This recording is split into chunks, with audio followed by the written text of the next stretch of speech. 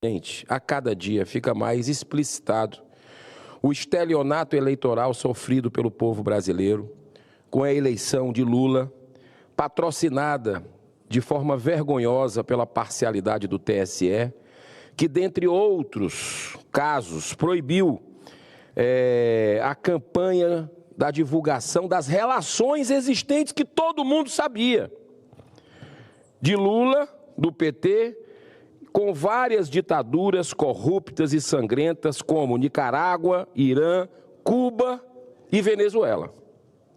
O envio do vice-presidente Geraldo Alckmin na posse do novo presidente do Irã foi patético, demonstrando um verdadeiro, abro aspas, suicídio de reputação política de um país que tem uma história tão bonita como o Brasil. Aquela foto é muito triste ver a que ponto nós chegamos com ditadores, com pessoas que não respeitam os direitos humanos, e estava lá o Brasil sendo representado. Ele sentou ao lado de líderes terroristas, do Hezbollah, Jihad Islâmico, e também do principal líder do Hamas, que horas depois seria morto num ataque lá em Teherã.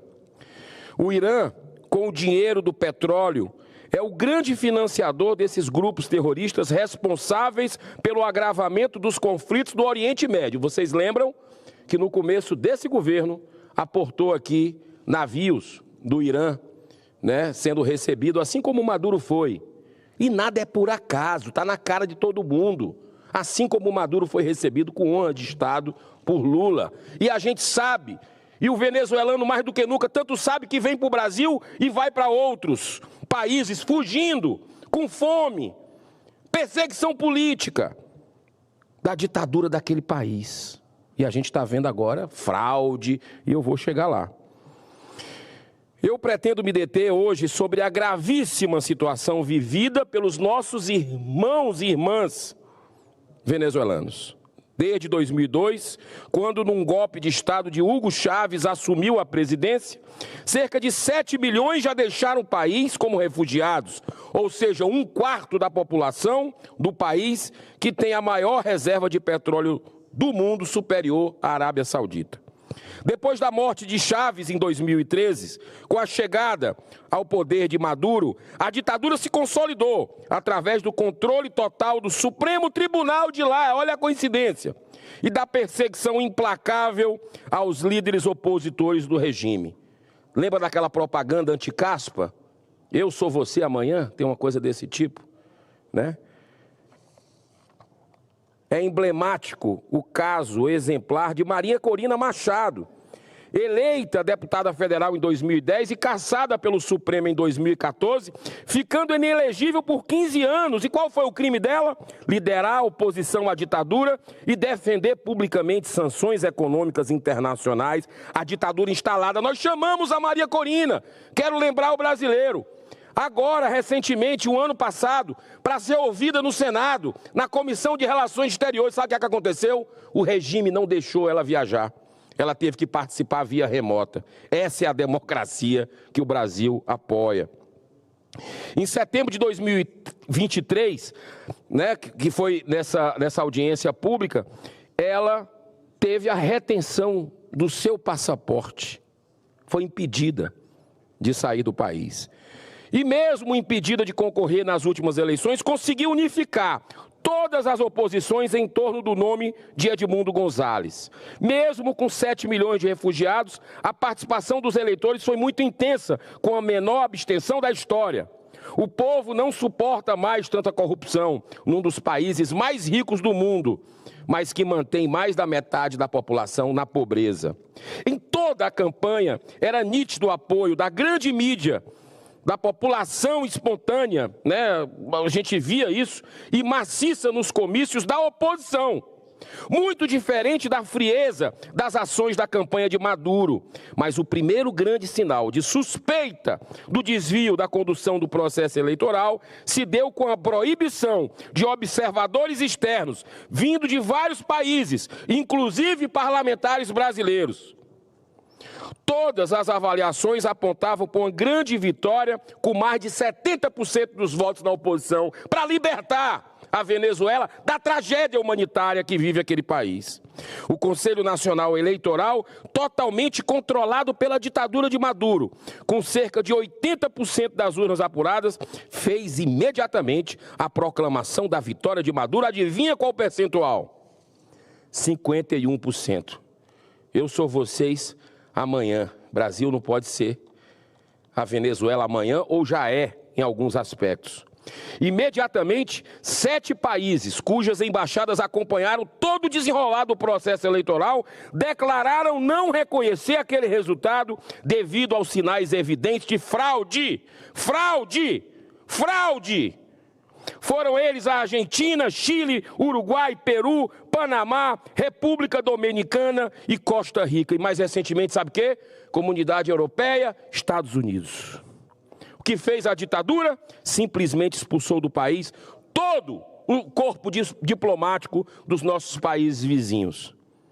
Outro sinal inequívoco da intenção da fraude foi a proibição da presença de observadores externos, vindos de vários países com expertise no assunto.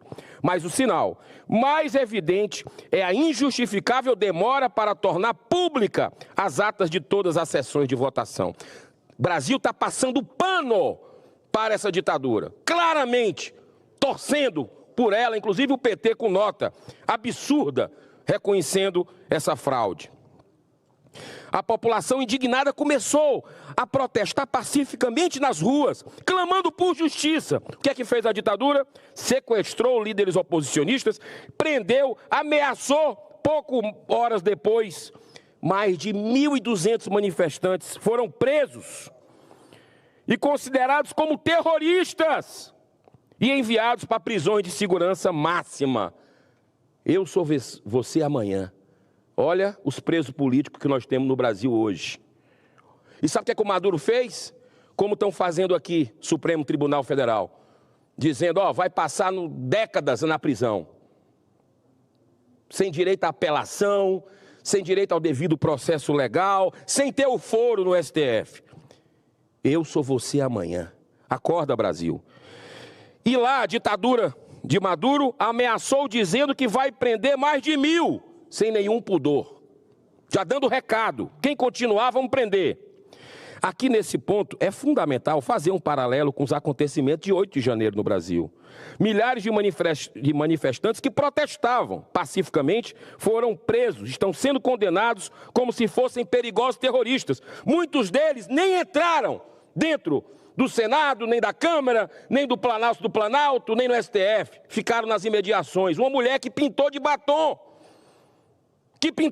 Esse assunto está emocionando o Brasil a cada dia. Não tem quem não se emocione. Pintou de batom, pichou o STF, sendo condenada a 15 anos. Isso é um absurdo. Isso é um absurdo. Meu Deus do céu, o que é que está acontecendo? Essas pessoas sendo consideradas como perigosos terroristas, dentre eles, pais e mães de família sem nenhum antecedente criminal e que estavam portando apenas uma bandeira do Brasil e uma Bíblia, que foram detidos.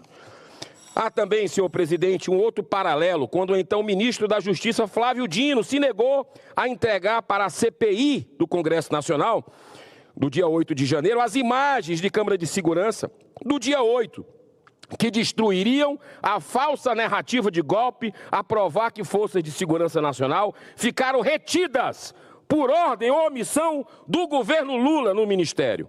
Quase 2 meses depois de inaceitáveis procrastinações, Flávio Dino vergonhosamente vem a público dizer que as imagens haviam sido apagadas.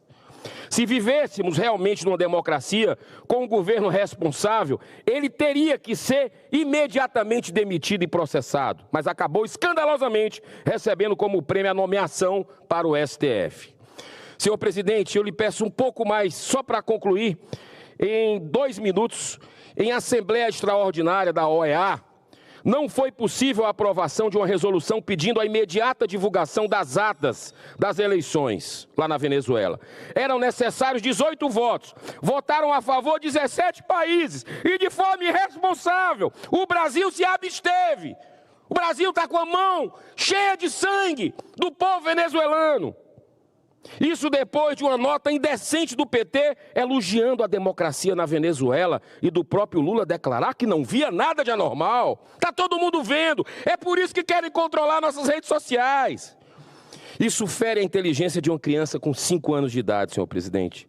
Todo esse sofrimento imposto pela ditadura aos nossos irmãos venezuelanos serviu, pelo menos, para que ficasse escancarado para os brasileiros e para o mundo a verdadeira face espúria de Lula e do PT e seus aliados ao apoiar de maneira cínica um dos ditadores mais corruptos e sangrentos da atualidade.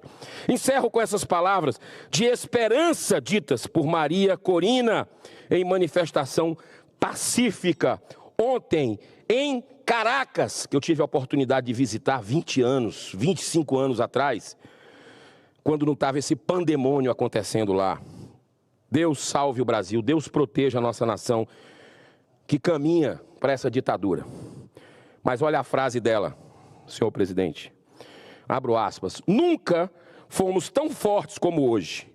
E o regime nunca foi tão fraco como hoje.